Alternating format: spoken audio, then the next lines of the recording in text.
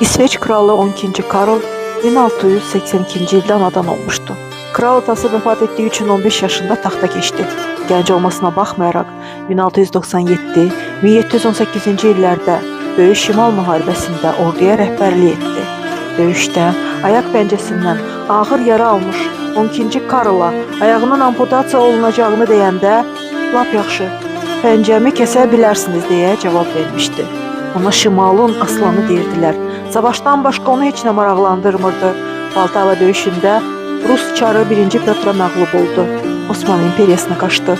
Yenidən Rusiyaya hücum edəcəyini gözləyirdi. Dərstliyinə görə ona dəmirbaş insan deyirdilər.